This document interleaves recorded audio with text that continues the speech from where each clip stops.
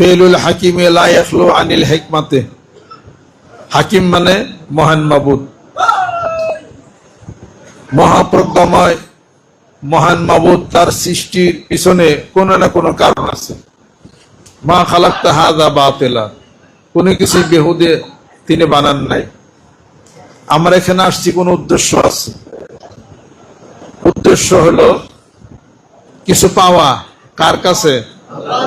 আল্লাহর কাছে। মানুষের কাছে কোনো পাওয়া নাই। মানুষকে যদি কিছু করেন, দিবেন কে? আল্লাহ দিবেন প্রতিদান। মানুষের কাছ থেকে যদি প্রতিদান চান, এটা প্রতিদান হবে না, এটা শিরক হবে। সূরা কাহাফের শেষের দিকে পাবেন, ফামান কানা ইয়ারজু লিকা রাব্বিহি ফালিয়ামাল আমালান সলিহা ওয়া লা ইউশরিক বিইবাদাতি রাব্বিহি আহাদা। এটা শানে নজরের মধ্যে পাওয়া যাবে। এটা ইন্নামা নুতইমুকুম লিওয়াজহিল্লাহি লা নুরিদু মিনকুম জাযাআন ওয়া লা শুকুরা, সূরাতুদ দাহর।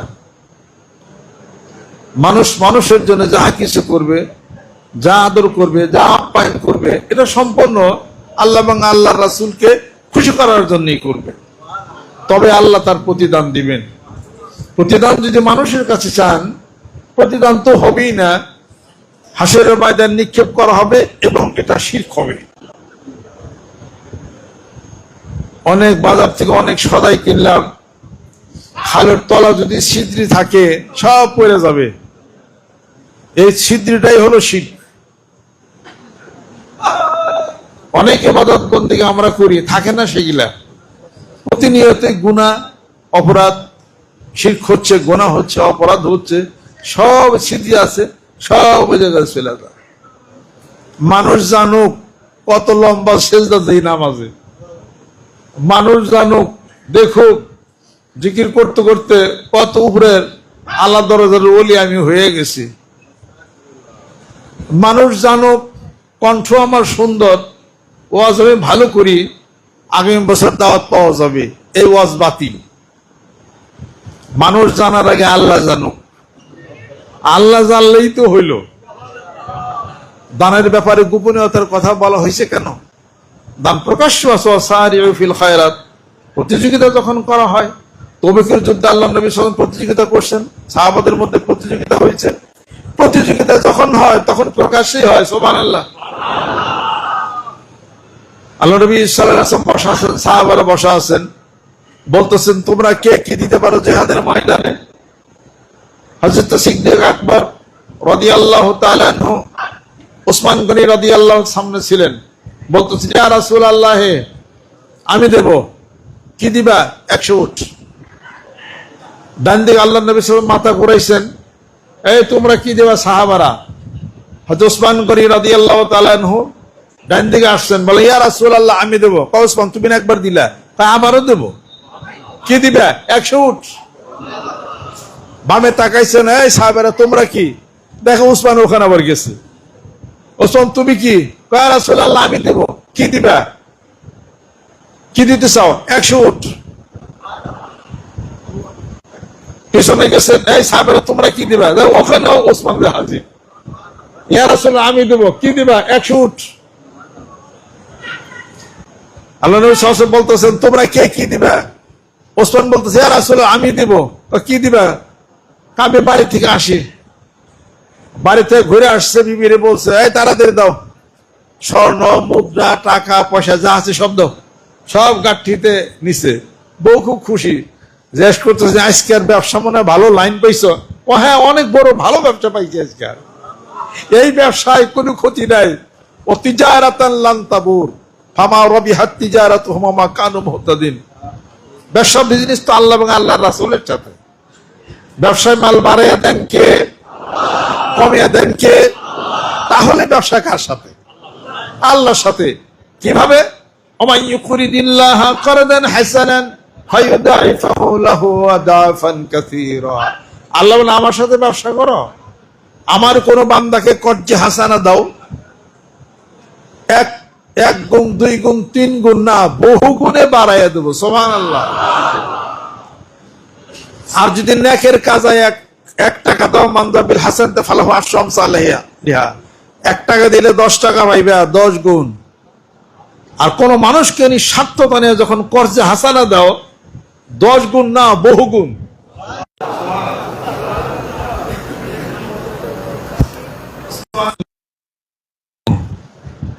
আনছেন আর রাসূলের দরবার সব হাজির করে দিছে, সুবহানাল্লাহ। তাহলে প্রকাশ্যে দানও আছে, জায়েজ, কিন্তু গোপনীয়তার মূল্য হলো সবচেয়ে বেশি। যখন একা একা করবেন তখন গোপন, যত গোপন রাখা যায়। কারে দেখান? ইবাদত কার? মানুষকে দেখায় কি লাভ? গোপনে গোপনে করেন, গোপনে গোপনে কান্দেন, গোপনে গোপনে জিকির করেন, গোপনে আমল করেন, কিছু জানতে জানে কেউ না পারে। জানলে আপনার দুইটা প্রশংসা করবে, আপনার ভিতরে অহংকার এসে যেতে পারে। কথা ঠিক কিনা? অতএব আসছে এখানে উদ্দেশ্য কিছু আছে। সেই উদ্দেশ্য হলো দুইটা হইতে পারে। একটা হলো জান্নাতে যাব উদ্দেশ্য, আর একটা হলো জান্নাতের মালিকরে পাবো ওই উদ্দেশ্য। জান্নাতে যাব এই উদ্দেশ্য, আর একটা হলো জান্নাতের মালিকরে চাই ওই উদ্দেশ্য। জান্নাতের মালিকরে যদি চাই, জান্নাত পাওয়া হয়ে যাবে, সুবহানাল্লাহ। মালিকরে চাই কাজ করা খুব কঠিন কাজ। জান্নাতে যাওয়া সহজ, জান্নাতের মালিককে পাওয়া খুব কঠিন। অনেক চড়াই উত্তরায় পারি করতে হবে, অনেক। জান্নাতে গেলেও তো চড়াই উত্তরায় পারাই করতে হবে, কথা ঠিক। তার মালিককে পাইতে গেলে আরো বেশি চড়াই উত্তরায় পারি করতে হবে। এমন কোন নবী রাসূল পয়গম্বর আলাইহিস সালাতু ওয়াস সালাম যারা নবুয়ত দিয়েছেন আরাম আরামে জীবনটা কাটাইছে আসেনি? নবীদের এই পরীক্ষা, তুমি আমি কারা এটা কওয়া। সব নবীর দুঃখ কষ্ট লাঞ্ছনা গরিবী সব। নবীদের মতো তো হওয়া সম্ভব না। উনিকে কয় নবীর অরিস, নবীর অরিস না, কেমন নবীর অরিস? এই ওয়ারিস মানে কি? তার প্রতি তার সম্পত্তির মালিক তো ওয়ারিস। তার নবীদের ইন্তেকালের পরে দুনিয়া থেকে বিদায় হয়ে যাবে, তাদের তো কোনো ঘর বাড়ি বসে কিছুই নেই। আপনার আছে কেন? কে এর ওয়ারিস? আপনি কে এর ওয়ারিস? আল্লাহ নবীর তো কত দৌড়ানি দাবারানি খাইছে, আপনি তো দাবারানি খাবার, কেউ দাবার দিলে আপনি যাবার হেরে দাবার দেন। কিসের নবীর ওয়ারিস? মুখেই কই নবীর ওয়ারিস, ওয়ারিসের কিচ্ছু নাই।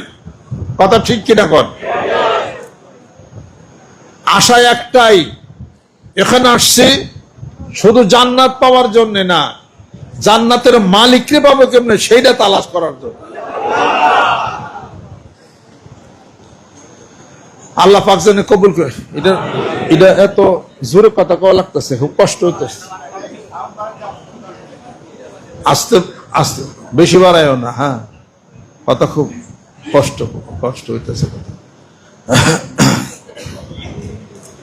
আল্লাহর আশেক, আল্লাহর পাগলেরা, যে মানুষগুলি আজকে আসছেন, এই মানুষগুলি আবার আগামী বছর কি আশা হইতেও পারে, নাও হইতে পারে। এই ফুলের বাগান থেকে কত মানুষ চলে যেতে পারে। আমাদের মধ্যে উত্তম ব্যক্তি কে? উত্তম ব্যক্তি হলো দুইজন। এক নম্বর হলো যেই ব্যক্তি ইন্না আকরামাকুম ইনদাল্লাহি আতকাকুম, সবচেয়ে বেশি আল্লাহ ভীরু যে ব্যক্তি, ওই ব্যক্তি হলো উত্তম।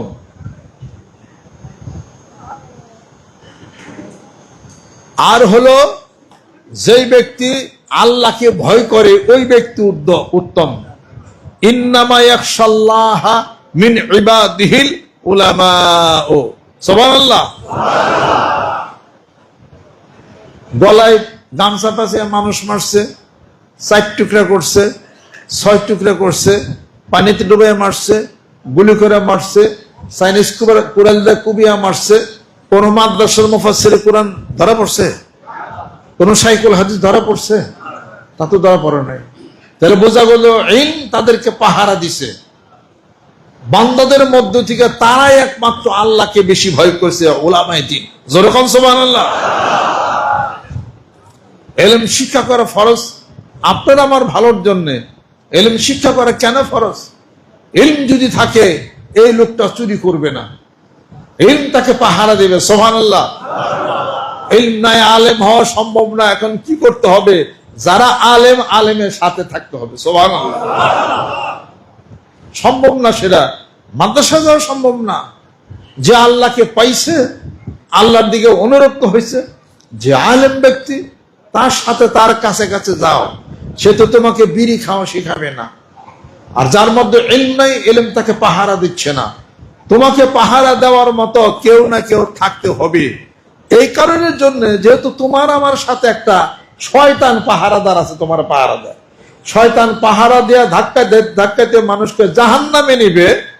শয়তানের বিপরীতে শক্তিশালী একটা মানুষ পাহারাদার তোমার সাথে নিযুক্ত করতে হবে, যে তোমাকে ধাক্কাতে ধাক্কাতে জান্নাতের দিকে নেবে। প্রমাণ আছে না নাই? আল্লাহ পাক বলেন ওয়াত্তাবি সাবিলা মান আনাবা ইলাইয়া। জামাত দিকে রুজু হয়েছে, তুমি তার পদাঙ্ক অনুসরণ করো, তার কথা শোনো, তাকে ইত্তেবা অনুসরণ করো। সুবহানাল্লাহ। আরেকটা প্রমাণ আল্লাহ পাক দেন, ইউওয়াসসিফু ফি সুদুরিন নাসি মিনাল জিন্নাতি ওয়ান নাস। মানুষকে ধোঁকা দিবে, কুমন্ত্রণা দিবে মানুষ থেকে, আর মানুষকে কুমন্ত্রণা দিবে জিন থেকে। জিনেরা মানুষকে কুমন্ত্রণা দেয়া পদভ্রষ্ট করবে, আর মানুষও মানুষকে কুমন্ত্রণা দিবে। মানুষ যখন আপনাকে কুমন্ত্রণা দিয়ে পদভ্রষ্ট করে নেবে, ওই মানুষের সাথে লড়াই করার জন্য শক্তিশালী আরেকটা মানুষের হলো দরকার। সুবহানাল্লাহ। এই জন্য হলো বায়াত হওয়ার প্রসঙ্গ। বায়াত হওয়ার অর্থ হলো এই যে তার সাথে, আত্মার সাথে আত্মার বন্ধন আপনি দিবেন। শক্তিশালী আত্মা দুর্বল আত্মার উপরে গালেব হবে, বিজয় লাভ করবে। জোরে জোরে করুন সুবহানাল্লাহ। ইমাম সাহেব যদি সবসময় বিড়ি খাওয়ান্নার সাথে যদি ঘুরে, মুয়াজ্জিন সাহেব কোনো না কোনো এক সময় বিড়ি খাওয়া ইমাম সাহেব শিখা যাইতে পারে। মুয়াজ্জিন সাহেব এমনও হইতে পারে ওই বিড়ি খাওয়ান্নালা মুয়াজ্জিন সাহেবের মতো আমলদার হয়েও যাইতে পারে, অথবা উনিও বিড়ি খাওয়া শিখতে পারে। আমি এক হাফেজ সাহেব, উনি ভালো হাফেজ সাহেব, আবার ইকোনমিক্সে অনার্স পড়তো, ঢাকা বিশ্ববিদ্যালয়, খুব ভালো ছাত্র আর কি। এই ওনার আবার চান্দের চুল হয়ে গেছিল। আমার চান্দের চুল হয়ে গেছি গা, কয় হাফেজ তো অন্যায় ঠেলা যে কি পরিমাণ, আবার ইউনিভার্সিটির পড়ি চান্দের চুল তো থাকবোই না। এই তো মাঝে মাঝে আমি কোন এক বাসায় ছিলাম লজিং মধ্যে কিছুদিন, তো উনি আসলে পরে এই ওনার ওই বিড়ির গন্ধ পাইতাম। আমি বলতাম যে বিড়ি টিড়ি খান না, মানে হাফেজ ওই কিসে বিড়ি খাম, আপনি কি করেন এটা? উনি বিড়ি খাইয়া মুখ টুক দুইয়া পান পান খাইয়া আসতো, গন্ধ দেয়া। মুখে গন্ধ নাই, কিন্তু শরীরে গন্ধ করত, শরীরে গন্ধ করত। শেষে একদিন ধরলাম যে সত্যি করে গন্ধ, আপনি হাফেজ, আপনি বিড়ি খান? রাস্তাতে হাইটা যাইতো, মানুষ বিড়ি বিড়ি খায়, ধোয়া টোয়া কিছু শরীরে লাগে। এই একদিন পান খেপে হয়তো মনে নাই, ওই দিন যেমন ধরা পড়ছে। আমরা এই কামটা আপনি কিনলে করেন, এই অভ্যাস হয়ে গেছে তো, কোরআন শরীফ পড়ি আর তওবা করি, আল্লাহ আমি একজন হাফেজ, অভ্যাস সারা পারি না। আমার চাকরি করেন বেশি করে সকাল বিকাল, তাহলে অভ্যাস চলে যাবো আর কি। আতরওয়ালার সাথে থাকেন, আতরের গান বলবে। বিড়ি খান না, বিড়িওয়ালার সাথে থাকেন, বিড়ির গন্ধ শরীরে বলতে পারে। কথা ঠিক কিনা? আমি ইউনিভার্সিটিতে ক্লাস করে তখন বাসার ভিতরে উত্তরের ঘরে, টিনের ঘরে আমি তখন থাকতাম। এই ওই বাসে চড়ে আইসি তো, তুই বিড়ি খাওয়েন না আলা, সারা পথ ধরে বিড়ি খেয়েছি। তো জানলাতে যত বিড়ির গন্ধ আমার শরীরের মধ্যে লাগছে।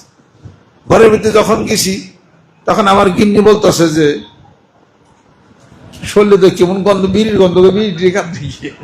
আর দেখ তুমিও দেখেও বিড়ি খাই। এরপরে আমার ওই বোন মনো, ও আবার গেছে, হ্যাঁ ভাইজান বিড়ি খান কবে ঠিক আছে, আমাদের তুই আবার এটা কি কস? হয় না সত্য কথা কন, আপনার শরীরে বিড়ির গন্ধ আসতেছে। আমি তো ঠিক পেলে আবার চিন্তায় মাথা ঘুরতেছে। পরে নির্বাচন হলো, খাওয়া দাওয়ার পরে যে দুজন বিড়ি খাইছে, ওর ধোয়া সারা রাস্তা করে আবার চললে লাগছে।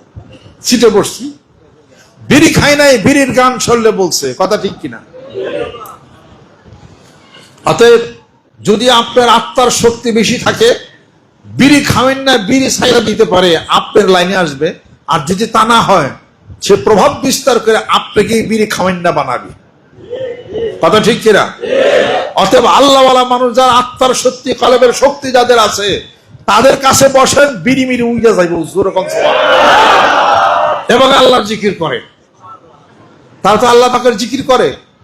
জিকির করলে তাদের কলবের মধ্যে ওই জিকিরের আলো যায়, কল্পটা শক্তিশালী হয়।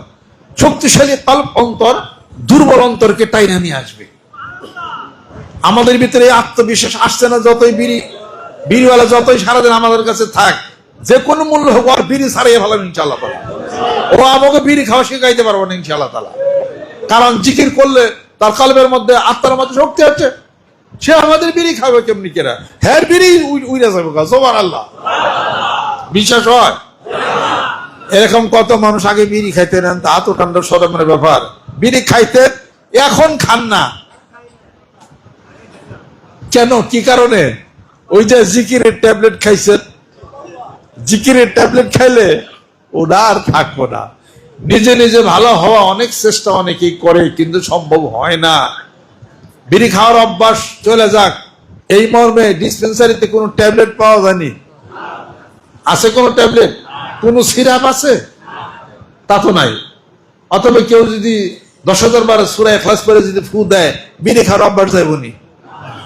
আয়াতুল কুরসি পড়ে ফু দেয় যদি, আপনাকে জিকির করতে হবে, নামাজ পড়ার তেলাওয়াত করতে হবে। আপনাকে জিকির করেন, জিকিরের ট্যাবলেট, জিকিরের মেডিসিন যখন ভিতরে পড়বে, ভিতর থেকে ওইটা তখন অটো তখন চলে যাবে।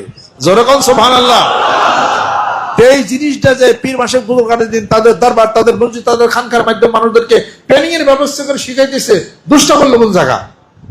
হ্যাঁ, যারা সেজদা করে, সেজদা শিখায়, কান বাজনা করে, পীরের নামে গরু ছাগল বিড়ি, দরবারের নামে বাবার নামে এটা ওটা হ্যান ত্যান উল্টা পাল্টা শিখ বেদাত করে, তাদের কথা এটা হলো আলাদা। তাদের সাথে আমাদের মারামারির কোনো কিছু নাই। আমরা হয়তো মারামারতে নাও পারতে পারি, এটা কথা ঠিক, কথা ঠিক কিরকম। হ্যাঁ, মোটামুটি ভালো শক্তিশালী মানুষ। এই বাংলাদেশে গান হচ্ছে, দরবার সেজদা হচ্ছে, এমন দরবার আছে জানগা কিলাগিলি করবার জন্য কয়টা কিল খাই আইবেন, আরো তারাও ভালো শক্তি রাখে। তাদেরকে কি এমনি রাস্তা আনতে হবে? দাওয়াত ও তাবলীগের মাধ্যমে। সুবহানাল্লাহ। আমি তো মাঝে মাঝে বলি যে কত মানুষ চেষ্টা করছে আট্রসি গরু ফিরানোর জন্য, গরু ফিরাইবার জানগা আট্রসি, গরুর ঠ্যাঙ্গের নাতি খেয়ে 6,000 মরবে, আপনি ঠ্যাং টুং হয়ে যাবো গাড়িটা। এই সমস্ত কাজ করা ঠিক না। দাওয়াত ও তাবলীগের কাজ করেন, দাওয়াত দেন। আল্লাহ পাক দাওয়াত দিচ্ছেন না? তার রাসূলকে দাওয়াত দিচ্ছেন না? কিভাবে? ইয়া আইয়ুর রাসূল বাল্লিগ মা উনজিলা ইলাইকা মির রাব্বিকা ওয়া ইল্লাম তাফআল ফামা বাল্লাগতা রিসালাতাহু। কোরআনের তাবলীগ করেন হে রাসূল।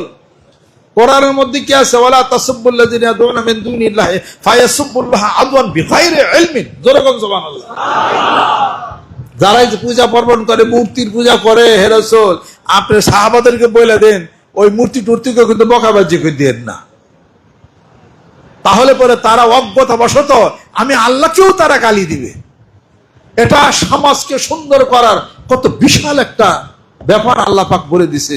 কোরআন খোলেন, কোরআন তেলাওয়াত করলে এটা পূর্ণাঙ্গ জীবন ব্যবস্থা, কেমনে চলবেন, কি আচার আচরণ, সবকিছুই কোরআনের মধ্যে আছে। কোরআন এক জায়গায়, আমরা আরেক জায়গায়, জীবন ভালো হইবনি? আল্লাহ বলেন তোমাদের গার্জিয়ান হলো, তোমাদের গার্ডিয়ান হলো তোমাদের ভিতরে নফস। তোমাদের গার্ডিয়ান এমন মানুষকে তোমরা করছো যারা আমি আল্লাহর সাথে কোনো সম্পর্ক নেই, লা ইয়ানফাউকা ওয়ালা ইয়াদুররুকা, তোমাদেরকে ক্ষতিও করতে পারে না কোনো, এবং তারা কোনো লাভও করে তোমাদেরকে কিছুই দিতে পারে না। বরং বিপরীত আমি আল্লাহ, আল্লাহু ওয়ালিউল্লাযিনা আমানু ইখরিজুহুম মিনাজ যুলুমাতি ইলান নূর। সুবহানাল্লাহ। আল্লাহ বলেন আমি হলাম অভিভাবক, আমি গার্ডিয়ান, তোমাদের অন্ধকার থেকে তোমাদেরকে আলোর দিকে আমি আল্লাহ নিয়ে যাব। কিভাবে? আলিফ লাম রা কিতাবুন আনজালনাহু ইলাইকা লিতুখরিজান নাসা মিনাজ যুলুমাতি ইলান নূর। আমার রাসূলের উপরে কোরআন নাজিল করেছি, তার মাধ্যমে হে রাসূল তুমি মানুষদেরকে অন্ধকার থেকে আলোর দিকে নিয়ে যাবে। জোরে বলুন সুবহানাল্লাহ। এই ওলি অর্থ গার্ডিয়ান, অভিভাবক। আলা ইন্না আউলিয়া আল্লাহি লা খাউফুন আলাইহিম ওয়া লা হুম ইয়াহজানুন। এই আউলিয়া ওলি অর্থ হলো আল্লাহর মনোনীত ব্যক্তি। সুবহানাল্লাহ। আল্লাহর মনোনীত ব্যক্তি, তার হাদিস শরীফের মধ্যে আসছে বেদিবাচরণ করো না, কষ্ট দিও না, মানে আদালি ওয়ালিয়ান ফাকাদ আযানতুহু বিল হারব। আমার মনোনীত ব্যক্তি পৃথিবীর বুকে যারা তাকে অন্যায়ভাবে কষ্ট অত্যাচার করবে, আমি আল্লাহ পাক তার পক্ষ হয়ে ওই বিরুদ্ধবাদীদের বিরুদ্ধে আমি জিহাদ ঘোষণা করে দিই। বুঝতে হবে এটা। ওই ব্যক্তি যার কাছে গেলে আল্লাহর কথা মনে হয়, যার কাছে গেলে রাসূলের কথা মনে হয়, যার কাছে উঠা বসা করলে নিজের জীবনের পরিবর্তন সাধিত হয়ে যায়। বোঝা যাবে তার মধ্যে বেলায়েতের একটা আলো আছে। জোরে কোন সুবহানাল্লাহ। ওই ব্যক্তি ইত্তাকু ফিরাসাতাল মুমিন ফাইন্নাহু ইয়ানজুরু বিনুরিল্লাহ, তার ফেরাসতের আলোটা এমন, সে অনেক কিছু আল্লাহ পাক জানাই এই জন্য জানে। গায়েবের মালিক না, গায়েবের মালিক একটা হলো গায়েবের মালিক হওয়া, আরেকটা হলো আল্লাহ পাক কাউকে কোন জিনিস জানানো বোঝানো। ফেরেশতাদের মাধ্যমে জানতে পারে, স্বপ্নের মাধ্যমে জানতে পারে, আল্লাহ পাক তার কথা ভালো ভালো কথা তার কলবের মধ্যে উদয় করে দিতে পারে, আল্লাহ কিছু সংবাদও জানাইতে পারে। ছোট্ট একটা ঘটনা আমি দিই। 2:30 বাজে, আমাদের অনেক ব্যস্ততা আছে, অনেক কাজ আমাদের আছে, ছোট্ট কিছু ঘটনা দিই। কয়েকটা ঘটনা আমার জীবনের ঘটে যাওয়া কয়েকটা ঘটনা আমি বলি। সেটা 1988 সাল বন্যার সময় এখানে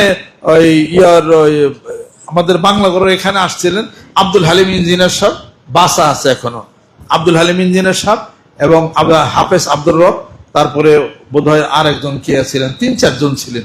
ওনারা বন্যার সময় কিছু তরিতরকে এটা ওটা নিয়ে আসছিলেন আব্বার সঙ্গে দেখা করার জন্য। এখানে যখন আব্বার কাছ থেকে যখন বিদায় নিয়ে যায়, এই বাংলাগড়ে এখানে আব্বা তখন দাঁড়ানো, আব্বা তখন আব্দুর রব হাবেজ সাহেব বলতেছিলেন, হাবেজ সাহেব আপনার নাকের মাথায় তো পানি দেখা যায়। কয়বার করি কথাটা বলছি। আব্দুল হালিম ইঞ্জিনিয়ার সাহেব বাসা সাক্ষী এখনো আছে, আমিও আছি। হাবেজ সাহেব ওর নাকের মাথায় তো পানি দেখা যায়। ওরা মনে করছে যে বন্যা, পানি দইবই। তারপরেও তারা চলে গেল গা। এই দেবেন্দ্র কলেজের এই মাঠে এখান থেকে নৌকা পারি হয়ে হলো বাস স্ট্যান্ডের ওই মেন রোডে যাবে, ওখানে নৌকায় চড়ছে পানি হওয়ার জন্য। তারপরে হঠাৎ করে একটা বাতাস আসলো, ঢেউ হইলো, নৌকাটা তলিয়ে গেল। আব্বা যাকে বলছিলেন হাবেজ সাহেব নাকের মাথায় তো আপনার নাকের মাথায় তো পানি দেখা যায়, সেই হলো সাঁতারের স্বর্ণপদক প্রাপ্ত হাবেজ সাহেব, সাঁতারের স্বর্ণপদক প্রাপ্ত বাড্ডা খানকা ও এলাকাতে তার বাড়ি। আর কথা বললেন না, স্বর্ণপদক প্রাপ্ত। যারা নৌকার থেকে যে যেমন থাকে থাকতে দেন তো, ধাক্কান কেন, দাঁড়িয়ে থাকতে দেন। যারা নৌকা ডুবে, যারা নাকি সাঁতরাইয়া পানি পাইলো উঠলো, তারা কেউ সাঁতার জানে না। আব্দুল হালিম সব সাঁতার জানে, আরো 2 জন এরা সাঁতারই জানে না। যে সাঁতার জানে আব্দুল হাবেজ সাহেব, আব্দুল হালিম সাহেব বললো সে সাঁতার জানে, সাঁতারের স্বর্ণপদক। তা আমরা দেখলাম যে নৌকাটা ডুবলো, সে আস্তে নৌকাটা ডুবলো, সে তলিয়ে গেল, সে সাঁতারই দিল না।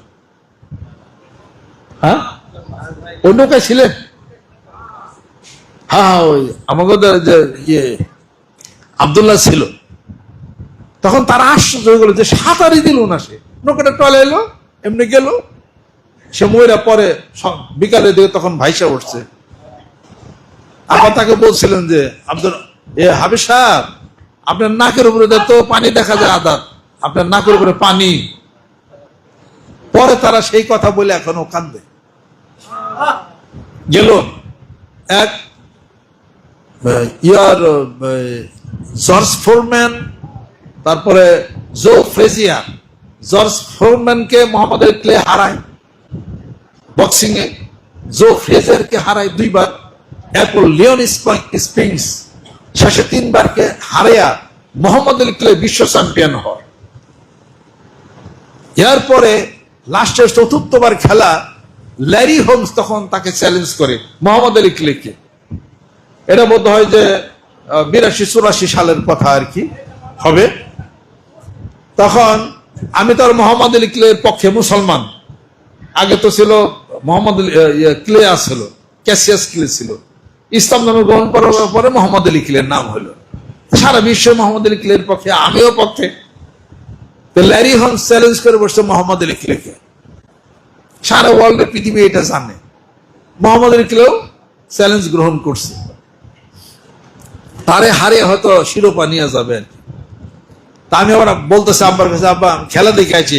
কিসের খেলা? আমি ওই যে কিলাকিলি মোহাম্মদ আলী কিলের খেলা। এই কখনো দেখার যাস আমাকে এখানে তো ওই যে বাসা আছে ওই যে কালিদাস, এখানে এখন তো আমরা কিনে নিছি, এটা তো এখন নাই। ওই যে সুভাষদা আছে, যে সোমবাদা আছে, এই নিমাই পাল, ওখানে ওই বাড়িতে টিভি আছে, ওখান থেকে দেখে আসি। কয় কি খেলা দেখবি, যাও আইরে যাবো মোহাম্মদ আলী কিলে আইরে যাবো। আমি আবার মোহাম্মদ আলী কিলে কিন্তু বিশ্ব চ্যাম্পিয়ন, 3 বার চ্যাম্পিয়ন, জোফ্রেজার হারাইছে, জর্জ ফোরম্যানকে হারাইছে, লিওন স্প্রিংসকে হারাইছে। যত এর এক যাও, বুঝাই কইছি হাইরা যাবে ইনশাল্লাহ।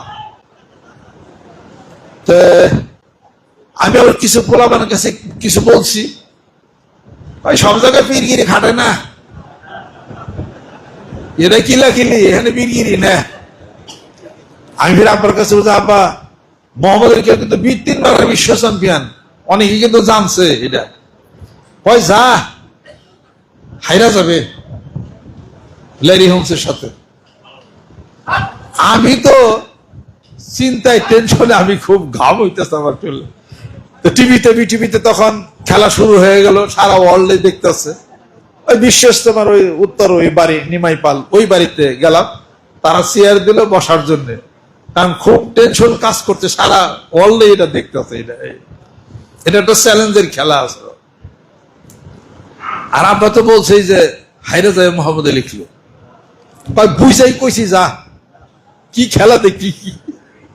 ইত্তাকু ফিরাসাতাল মুমিন ফাইন্নাহু ইয়ানজুরু বিনুরিল্লাহ। এরপরে খেলা শুরু হয়ে গেল। এই যখন মোহাম্মদ আলী কিলে যখন কয়েকটা দেয় সাফা পাইছে, আমরা খুব খুশি না রে তুমি আল্লাহ। এই এরপর 5 রাউন্ডের সময় মোহাম্মদ আলী কিলে হাইরা তো গেল, নকআউট হয়ে গেল। আমি যাই হাইরা যাই, আমার বাপের কথা ঠিক হয়েছে, আল্লাহর ওলির কথা ঠিক হয়েছে। যারা আমার কথা শুনছে, আমার তো মুখে খুব হাসি। আমি কি হইলো দেখ, কইছিল আব্বা হাইরা ঠিকই গেছে। বাসায় আইসি আবার বলতেছেন কি হারছে না, কি বলবেন, এটা তো ছোটখাটো কথা বললাম। এটা আমার তো পড়াশোনা আমার ভালো লাগে, কিন্তু ওই যে স্কুল কলেজে মাদ্রাসা যাবে, এটা আমার কাছে খুব একটা আলসির কাজ লাগে। এটা খেলে আমার পিতার ধাক্কার সুযোগ আমি এই পর্যন্ত আইছি। কি স্কুলে যায়, মাদ্রাসায় যায়, 10টার সময় 12টার মধ্যে হুদা মিতে কি বসে থাকি না, বাড়িতে বই খাতা খুলো, প্রথম থেকে শেষ পর্যন্ত মুখস্থ করে দিন, শেষ। অঙ্গ বই আমার মুখস্থ আসল, জেন থেকে আমার হেন্দের দিকে বই মুখস্থ করে থয়ে দিছি।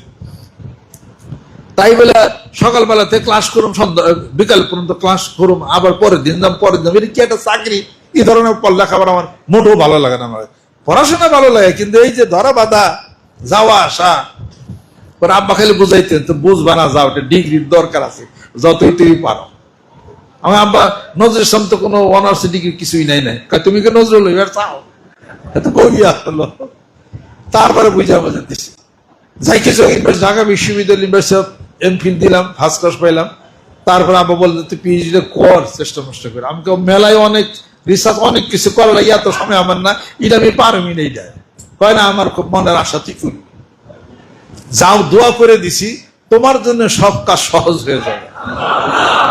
একটু কাজ আল্লাহ পাক সহজ করে দিছে। আমার সহযোগিতা যারা ছিল এখনো আছে, মোবারক সহকারে, তারপরে ওই যে রেজাল সহকারে, আরো সবাই বই কেনা আনা জোগাড় করে, আমি মদিনা শরীফ থেকে আলফিকুল ইসলামী আলা আরবাইল আদিল্লা এটা আবার নিয়ে আসছি, বিভিন্ন সংগ্রহ করছি। এই তারপরে এটা কাজ চলছে আমার। তারপরে দেখা গেল কি 2টা সেমিনার দিতে হবে, নিয়ম করলো ইউনিভার্সিটির 2টা সেমিনার দিতে হবে। আমি যখন একটা সেমিনার হয়ে গেছে গা, দ্বিতীয় সেমিনার আগে স্যারের হলো ক্যান্সার, উনি ল্যাবেটে। এখন আমার তো সবকিছু উল্টাপাল্টা হয়ে গেল। স্যার যদি চলে যায়, তো আমার পিএইচডি জন্মের মতো তো এটা বাইচা যাবে এটা। তখন আমি আব্দুল্লাহ ছিল না, আব্দুল্লাহ খারাপ, আমি আব্দুল্লাহ আর হলো শেখু না, শেখু, এই তিনজনে মিলা আমরা রেজিস্টার বিল্ডিং এ গেলাম। আর কারা? আচ্ছা, কারা? হ্যাঁ, ইয়ার আমাদের রেজাউল, ইঞ্জিনিয়ার রেজাউল সেই, আর আমার স্যারের ছেলে নোমান, তারপরে আমাদের আব্দুল্লাহ, আর হলো ডাক্তার শেখু, কজনে মিলে রেজিস্টার বিল্ডিং এ গেলাম। বাহলুল হক সব রেজিস্টার করি, ওনার রুমে তো যাওয়া খুব কঠিন, আমি তখন ছাত্র। ওখানে গেলাম, ওনারা আমার আধা ঘন্টা বসে রেখে কাজটা সব সাইরা বললেন যে হ্যাঁ আপনারা কি মনে করে আসছেন। আমি বললাম আমি তো ইউনিভার্সিটির ছাত্র, এই ডিপার্টমেন্টে আমার 2টা সেমিনার, এক সেমিনার হয়েছে, ছাড় তো এই অবস্থা, হঠাৎ যদি মারা যায় তাহলে আমার তো সবই জুইলা থাকবে, আমার অনেক ব্যস্ততা, আমার পিতা নাই, ইন্তেকাল করছেন, কে নাম ঠিকানা নিল, এরপর আমার কথা জিজ্ঞাসা করলো, করার পরে উনি কি বুঝলো আল্লাহ জানে, টেলিফোন করলো আমাদের ডিপার্টমেন্টে মঞ্জুর সিদ্দিকী, তো ফাইল পাঠিয়ে দেওয়ার জন্য। ফাইল নিয়ে আসলো, রেজিস্টার, ফোন করলে তো সব দৌড়াদৌড়ি, এই কন্ট্রোলার সাহেব বাহলুল হক সাহেব, তারপর আনলো, আনার পরে উনি ফাইলটার হাতে নিল, নিয়ে উনি আরিফিন সিদ্দিকী সাহেব ওনার রুমে যা ঢুকলো, আমাদের কিনে না, উনি আমাদের রুমে ঢুকলো। তখন রেজাউল ছিল রুমে, ঢুকা আরিফিন সিদ্দিকী সাহেব ভাইস চ্যান্সেলর ওনার রুমে ঢুকলো। ঢোকার পর বললেন যে স্যার এই অবস্থা, ওনার তো অনেক ব্যস্ততার মধ্যে, ওনার তো সেমিনার 2টা, এখন একটা করে দেয়া আমরা করে দিই। তো ভাইস চ্যান্সেলরের পাওয়ার আছে, সেমিনার 2টা স্যার একটাও করতে পারে, আগে তো একটাই ছিল সেমিনার। উনি বললেন যে ঠিক আছে ভালো, ওনাকে এটা করবো না, তো করবো কাকে, কাকে দিব এই সুযোগ, এটা উনি তো অনেক ব্যস্ততার মধ্যে থাকে। তা উনি কি সব জমা টমা দিয়েছে? হ্যাঁ জমা টমা সব হয়ে গেছে, এখন সেমিনার 2টার মধ্যে একটা হয়েছে, আর একটা হলো কনসিডার করলে এটা হয়ে যায়। সাথে সাথে আরিফিন সিদ্দিকী সাহেব ওটাকে বাদ দেয়, একটাতেই গ্র্যান্ড করে দিয়ে আমার সব থিসিস পিসিস সব দেখে টেকে কমপ্লিট ক্লিয়ার করে আধা ঘন্টার মধ্যে 6 মাস এই কাম লাগতো। স্যারের ছেলে আসলে আমার সাথে, উনি বললেন যে আমার পিএইচডিতে 6 মাস টাইম লাগছে আমার এই কাজ করতে, এত তাড়াতাড়ি সহজ হয়ে যাবে, আল্লাহ করে দিবেন। আল্লাহর ওলির জবান যে তোর সহজ হয়ে যাবে, সহজই আল্লাহ যা বলছেন এই পর্যন্ত সব ভুলে গেছে, সব হিসাব পত্র ইন্তেকালের আগে সব 6 মাস আগে বলছেন, কার পরে কেরা যাবে, আমার কোন চাচার পর কে যাবে, আব্বার পরে কোন কোন ফুবু যাবে, কেমনে যাবে, একটার পর একটা বলছে, অমুক আগে যাবে, তারপরে এই বিষয় বৃত্তান্ত সব কিছু বলে সব ক্লিয়ার করছে। 4 দিনের সফরে গেলাম আমি ফরিদপুর, 5 দিনের সফরে গেলাম, তারপর যেদিন রবিবার দিন তো রাত্রি তারপর চলে গেলেন। আবার বললেন যে এত বেশি মাহফিল ওখানে রাখছে ফরিদপুর, রোববারের মধ্যে বাসা চলে আসো, যাও। আব্বা সব ডেট হয়ে গেছে গা, রোববার মধ্যে বাসা চলে আসবে, বেশি থাকবে না, দাও, দরকার আছে তোমার। আমি তো কিছুই জানি না।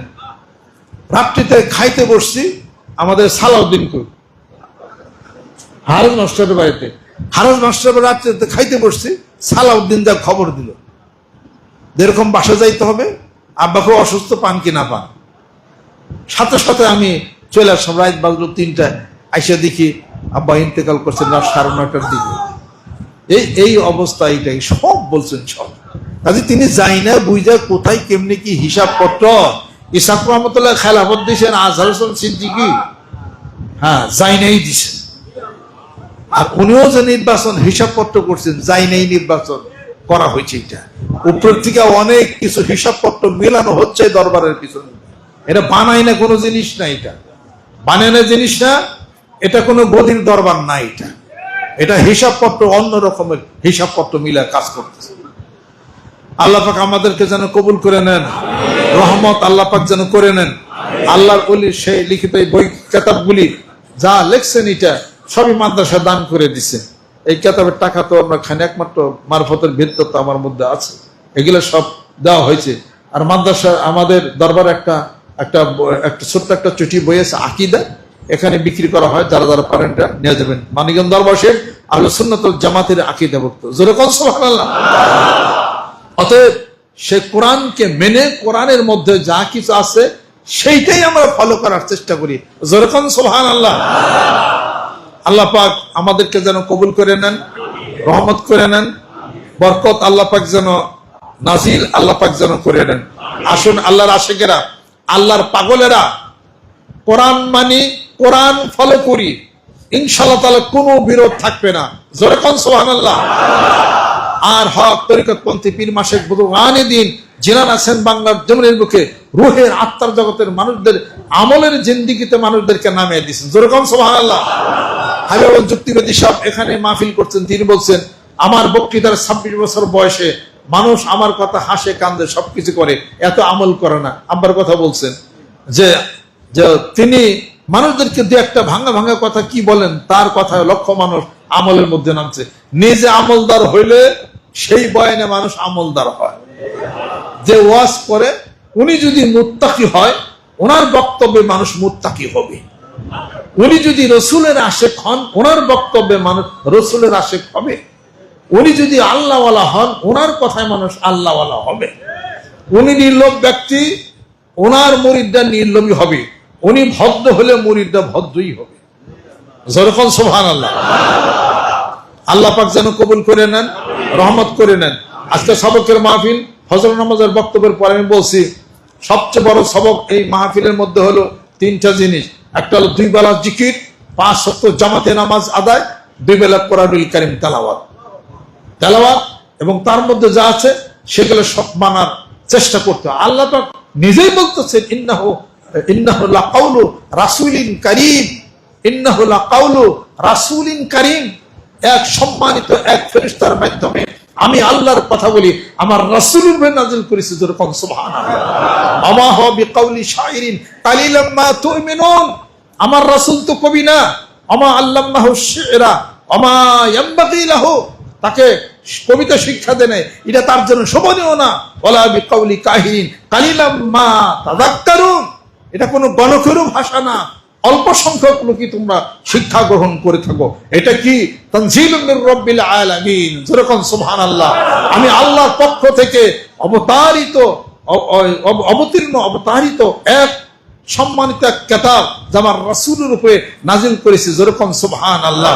ওয়ালাকাদ ইয়াসসারনাল কুরআনা লিযিকরি ফাহাল মিন মুদ্দাকির, এটা সহজ করে দিয়েছি, আসো কি কেউ কোরআন থেকে শিক্ষা গ্রহণ করবে। জোরে জোরে কোন সুবহানাল্লাহ। ইন্না নাহনু নাযালনা যিকরা ওয়া ইন্না লাহু লাহাফিজুন, এটা আমি হেফাজত করব। জোরে কোন সুবহানাল্লাহ। অতএব কোরআন যেখানে আমরা সেখানে, কোরআন যেখানে আলো সেইখানে, কোরআন আছে যেখানে অন্ধকার নাই সেখানে। সুবহানাল্লাহ। অতএব কোরআনিক জীবন পরিগ্রহ করে আসুন আল্লাহর আশিকেরা, পাগলেরা জীবন যাত্রা নতুন করে সামনে প্রচন্ড গতিতে আগায়। মানিকগঞ্জ দরবার শরীফের নেতৃত্বে গ্রামে গঞ্জে প্রত্যেকটা মহল্লায় প্রত্যেকটা জায়গায় জিকিরের দুর্গ গড়ে তুলতে হবে। জিকিরের মাধ্যমে কলবের মধ্যে প্রচন্ড শক্তি দিয়া মানুষদেরকে দাওয়াত ও তাবলীগের মাধ্যমে বায়াত করে আত্মশুদ্ধির ব্যবস্থা করে ভদ্র সভ্য বানানোর জন্য চেষ্টা করে আমরা সামনে পদক্ষেপ নিয়েছি। 5 কোটি মানুষের টার্গেট নিয়ে আল্লাহ পাকের দরবারে সেই সাহায্য চাই। আল্লাহু ইয়াহিদু বিনাসরিহি মান ইয়াশা। যারা যারা রাজি আছেন প্রতিশ্রুতির হাত উঠাবে, বসে থাকা যাবে না। প্রত্যেকটা গ্রামে গঞ্জে মানতে হবে। আল্লাহ পাক যেন কবুল করে নেন, রহমত করে নেন। হাত নামান। আগামী ডিসেম্বর মাসের 23, 24, 25 তারিখের বিশ্বস্তমা শরিয়ত, তরিকত, হকিকত, মারিফত, জানা, মানা, বুঝা, রুহের আত্মার জগতের প্রচন্ড গতি বয়ানের জন্য এই বিশাল আয়োজনের ব্যবস্থা করা হয়েছে। সেই আয়োজনে আমরা যাবো ইনশাআল্লাহ তাআলা।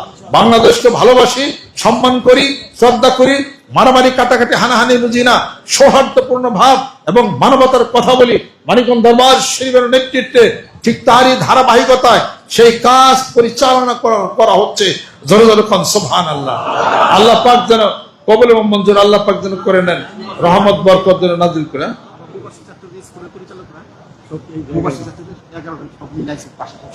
আচ্ছা আচ্ছা আচ্ছা আচ্ছা। আমাদের ওই যে আমার নাতি পরে যে ইন্টারন্যাশনাল যে মাদ্রাসা আছেন, জি কি মাদ্রাসা, এভারেজ না? আচ্ছা আচ্ছা, ওই ব্রিটিশ কাউন্সিল, জি ইন্টারন্যাশনাল স্কুল। ওনারা শিক্ষক মন্ডলী সম্মানিত আসছেন, যারা নিয়ে আসছেন খেয়াল করেন, ওনাদেরকে সম্মান করেন, খেয়াল করেন, খাওয়া দাওয়া করেন। জি ওনারা আরো আলেম ওলামা যিনারা আসছেন, আমি এখন সংক্ষিপ্ত করতেছি, ওনাদের জবান থেকে আমরা বক্তব্য শুনবো ইনশাআল্লাহ তাআলা। ধৈর্য কি ধৈর্য হারা হইবেন নাকি? অনেক গরম বুঝতেছি, পিছনে অনেক গরম বুঝতেছে, কিন্তু এই আয়োজন কিন্তু গেলে আর থাকবে না। আমাদের আয়োজনের মধ্যে অনেকেই শরীক হয়েছে, সুবহানাল্লাহ। খালি দেখাইতে পারতেছি না, কিন্তু আমাদের সাথে আছে কিন্তু। আর যারাই উপস্থিত হয়েছেন এই দোয়ার মাহফিলে কোটি কোটি দরুদ সালাম পাঠ করা হয়েছে, এরপরে কয়েক হাজার কোরআন শরীফ খতম করা হয়েছে। প্রত্যেক নামাজের শেষে সওয়াব রেসানি হচ্ছে, জোরে জোরে কোন সুবহানাল্লাহ। দোয়া করা হচ্ছে। পিতা মাতা আত্মীয়স্বজন যারা ইন্তেকাল করেছেন তাদের রূহগুলি এখানে বিচরণ করতেছে। আমি আপনি তো দেখি না দেখে কি বিশ্বাস করবেন না? বিশ্বাস করার জন্য তো আল্লাহ পাক সত্য স্বপ্ন দেখাইছে, যেরকম সুবহানাল্লাহ। আল্লাহ রাসূলের সাথে দর্শন হয় না রাত্রিতে? উপরে আরশ করছে লৌহ কলমের অনেক কিছু, দর্শন হয় না, হওয়াটাই স্বাভাবিক। হাদিস শরীফের মধ্যে আছে সূরা আল বাকারার শেষ আয়াত শরীফ যে ব্যক্তি তেলাওয়াত করবে তার রূহটা, আত্মাটা আরশে, আল্লাহর আরশে বিচরণ করে কি রেকর্ড করে নিয়ে আসে। ওইটাই তো ওর আপনার ভিতরে যায় ঢুকে। এর তো একটা ক্যামেরার মতো, একটা ওই মেমোরি কার্ডের মতো। এটা দেখবেন যে সবই হয়ে যায়। শুধু গুনাহের কারণ, অপরাধের কারণে ভিতরে কালো কালো দাগ পড়ে গেছে। আল্লাহর জিকিরের প্রচন্ড গতি যখন পড়বে, জিকিরের সাবান যখন পড়বে, কলমের মধ্যে গুনার সেই কালো দাগ কাইটা যাবে। এটা একেবারে কোনো ভুল, এটা চিরসত্য কথাই না। কাইটা যাওয়ার পরে তখন মনে হবে শরীর পাতলা হলো, তখন মনে হলো কি যেন সামনে ভাসে, তখন মনে হলো কি যেন শুনি, তখন মনে হবে যে কি যেন আগায় আসছে, কি যেন, সেটা কি ওটা আমার বলার দরকার নাই, আপনারাই বুঝবেন। সেটা আগে আসছে, তখন তো দর্শন হবে, আত্মার দর্শন হবে। চোখের দর্শন তো কোনো দাম নাই। এটা চোখে দর্শন যাহা করে ভুল করে। আত্মার দর্শন যদি প্রচন্ড গতি যদি পায়, আত্মার দর্শনের মাধ্যমে, রুহের আত্মার জগতের চোখের দর্শনের মাধ্যমে মানুষ জাগতিক চোখ দিয়েও তখন দেখে। তবে সেই চোখটা তখন তার কন্ট্রোলের বাহিরে থাকে। ইচ্ছা করেই আপনি করে দেখবে তা পারবে না, চাইই থাকবে তার চোখের মধ্যে দিয়ে এই জাগ্রত অবস্থায় কাজটা হবে। এটা যদি কেউ সাধনা না করে, সে বলবে যে আপনার কথার দলিল কি? আমার কথার দলিল আপনি জিকির করেন, আপনি জিকির করলে আপনি পাবেন। এটা তো হাদিস শরীফ খুব বললেন তিরমিজি শরীফের। এটা জীবনে এটার বাস্তবে কোনোদিন পাইছেন নি? বাস্তবে কিছুই পান নাই। এটা নামাজ তো সারা জীবন ধরে পড়ছি, নামাজের খেয়াল ঠিক হয়েছে, খেয়াল তো ঠিক হয় না। যাই নামাজ হইলে খারা, ইশারাতে নামাজ সারা, দৌড় দিলে তোর মনের ঘরে আজাদিল হইল, খেয়াল তো ঠিক হয় না। নামাজের আবার খেয়াল কি? শরীয়তে নামাজ এক জিনিস, নামাজের খেয়াল, নামাজ ইবাদত, ইবাদতের খেয়াল কি? আনতা আবুদাল্লাহ কাআন্নাকা তারাহু ফাইন লাম তাকুন তারাহু ফাইন্নাহু ইয়ারাক। এই খেয়ালে নামাজে দাঁড়িয়ে আছে, যেন আপনি আল্লাহর দেখেই রুকু দেন, সেজদা দেন, যেন। যদি তা না হয় ফাইন্নাহু ইয়ারাক, আল্লাহ আপনারে দেখেন। এই খেয়ালে নামাজ। আপনি কেউ আকৃতি ধারণ করবেন, চেহারা খেয়াল করবেন, ওটা শিরক, ওটা কেন করেন? তবে এই খেয়ালে আপনাকে নামাজ পড়তে হবে, এই খেয়ালে আপনাকে ইবাদত করতে হবে। আমি বলি না, হাদিস শরীফে আছে আল ওয়াহয়ু হুয়া কালামুল্লাহ আল মুনাজ্জালু আলা আমবিয়াইহি। এটাও তো একটা ওহী, হাদিস শরীফ, এটাও তো ওহী, তবে গায়রে মাত্র, তবে ওহী। তো ওহী কি মিথ্যা হইতে পারে? মিথ্যা হইতে পারে না। অতএব এটা সত্য কথা। নিজের জীবনে সাধনা নাই, বাস্তবে রূপ দিতে পারেন নাই, আসেন সাধনায় নামেন। আত্মার সাথে আত্মার প্রচন্ড গতি লাগাইয়া বায়াত নামক এই শব্দগুলির দ্বারা কোরআন শরীফের 4 জায়গার মধ্যে আছে, 40টা হাদিস শরীফের মধ্যে রয়ে গেছে বায়াতের কথা। আত্মার সাথে আত্মার বন্ধন লাগাইয়া চক্ষু বন্ধ করে ধ্যান খেলের মাধ্যমে আল্লাহর জিকির শুরু করি, প্রমাণ মিলা যাবে ইনশাআল্লাহ তাআলা। আল্লাহ পাক যেন কবুল করুন। ওলামা একরাম, ওলামা দিন আছেন, তারা বয়ান আলাপ আলোচনা, তাদেরকে সুযোগ সুবিধা দেন। আর এখানে যারা দায়িত্ব প্রাপ্ত আছেন তাদেরকে সম্মান করেন, বসার জায়গা, খাওয়া দাওয়ার ব্যবস্থা করেন, তাদের জন্য স্পেশাল ব্যবস্থা করা হয়েছে তাদের জন্য। সকলে গায়ে গায়ে ডাইন হাতে ধরে গোনার জন্য তওবা হবে। ফানাউযু বিল্লাহি মিনাশ শাইতানির রাজিম। बिस्मिल्लाहिर रहमानिर रहीम। तौबा किया मैं सब बुरी बातों से और सब बुरे कामों से और बैत किया मैं ऊपर हाथ मोहम्मद मंजरुल इस्लाम सिद्दीकी खलीफा अलहाज हजरत मौलाना मोहम्मद अजहरुल इस्लाम सिद्दीकी साहिब के आई मेरे मौला इस तौबा और इस बयान कबूल फरमा। अल्लाहुम्मा आमीन। रब्बना आतिना फिद दुनिया हसना व फिल आखिरति हसना व किना अज़ाबन नार। अल्लाह माफ करे दाओ, आय अल्लाह তুমি মেহেরবান হয়ে যাও। আস্তাগফিরুল্লাহ রব্বি মিন কুল্লি যামবি ওয়া আতুবু ইলাইহি রব্বিরহামহুমা কামা রাব্বায়ানি সগীরা ওয়া ফাবিদ আমরি ইলাল্লাহ ইন্নাল্লাহা বাসীরুম বিল ইবাদ। আয় আল্লাহ কয়েক হাজার কোরআন শরীফ খতম করা হয়েছে, কোটি কোটি দরুদ ও সালাম পাঠ করা হয়েছে। আল্লাহ যারা চলে গেলেন এখানে মরণের লিস্টি এই দরবারে পৌঁছে গেছে। আল্লাহ এই মানুষগুলি আর দুনিয়াতে ফিরে আসবে না। আল্লাহ হিসাব ইয়াসির তুমি দান করে দাও। আল্লাহুম্মা হাসিবনি হিসাবান ইয়াসীরা। আল্লাহুম্মা ইন্না আলাইয়া হুকুকান কাসীরান ফিমা বাইনি ওয়া বাইনি।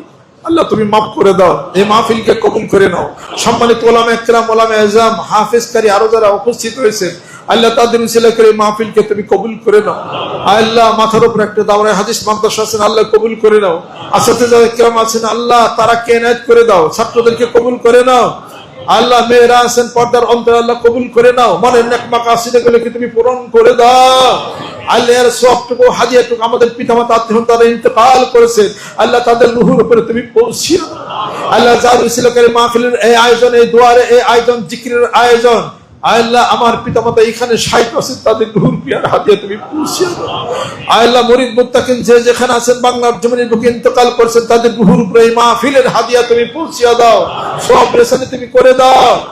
আল্লাহ মানিকগঞ্জের আশেপাশে যতগুলো কবরস্থান আছে, আল্লাহ যারা শায়িত আছেন, আল্লাহ তাদের রূহের উপরেও ইয়ার হাদিয়া তুমি পৌঁছে দাও। পাড়া প্রতিবেশী মুসলমান নারী যারা আছেন, আল্লাহ তুমি কবুল করে নাও। আল্লাহ যারা এখানে আসছেন দুঃখী কষ্ট যারা পোহাইতেছেন, সমস্ত দুঃখ কষ্ট তুমি দূর করে দাও। যারা গরিব আছে অবস্থার পরিবর্তন তুমি করে দাও।